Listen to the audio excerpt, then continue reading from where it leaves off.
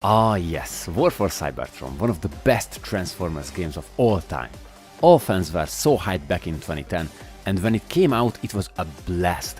The design and visuals can hold up to this day, the gameplay is spectacular and fun, and of course the middle of the story centered on Cybertron, so it's finally about the Transformers characters themselves without any unnecessary human characters. Finally something we can agree on.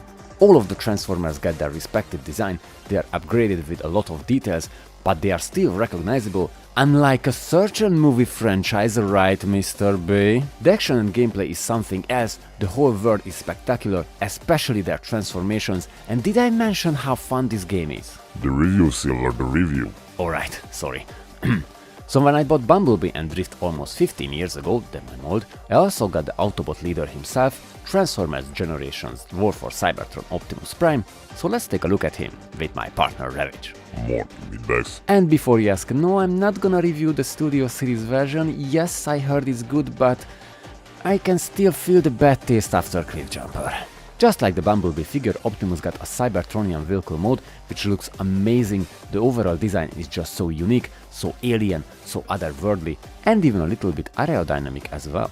No wonder he's going through the streets like a maniac. You're right, Ravage, he's rolling very well, sturdy as hell, and you can even put this included gun on the top if you want. The colors are the usual red and blue, as we already get used to this if we are talking about an Optimus figure, but as you can see I added some small silver paint here and there just to make him a little bit battle damaged. Now the only thing missing after the silver paint is some cyber paint. That was a horrible pun, Ravage. Not as horrible as yours. Fair point. But I think we admired his unique vehicle mode enough. Now let's check out his robot mode.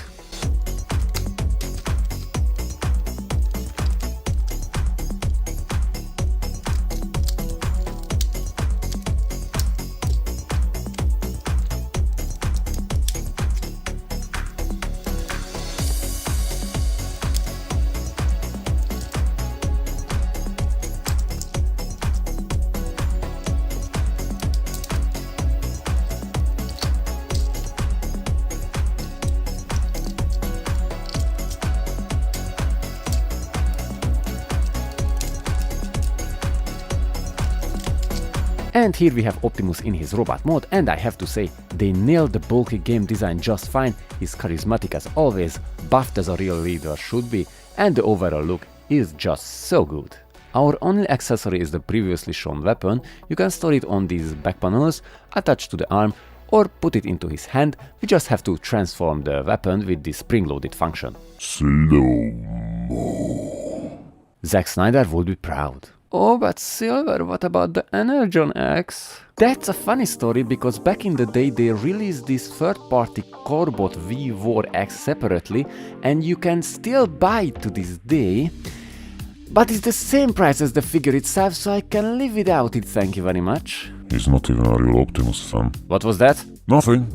My only real complaint is the back panel. They should just make it into a shield or just fold the whole thing into itself. They even sculpted the Autobot symbol on the back, so why hide it with this big piece? However, if I can be honest, this is still a slightly better solution than the new version, which is basically just the whole front of the car mode. But other than this, they did a very good job with the transformation and the design. It was a very good choice and deal back in the past. I'm not gonna regret buying this guy ever in my life. For some size comparison, here he is next to Generations War for Cybertron Bumblebee, Generations Drift, Planet X Grimlock, the previously reviewed Bingo Toys Windblade, and of course the inimitable MPP-10Z Weijang Optimus Prime. What can we tell about War for Cybertron Optimus in the end? I will give 4 Autobot symbols out of 5. This is a really fun figure, I can adore this guy back and forth.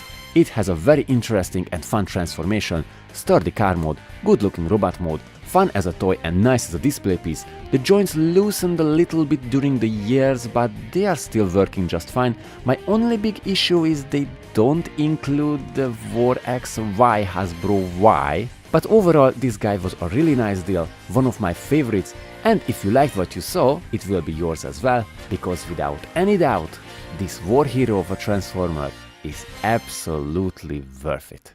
Now you mention you're old. Thanks for the reminder, Ravage. Did you know that the Star Wars Phantom Menace is 25 years old? You know what that means. Hell yeah! I want droidekas up here at once!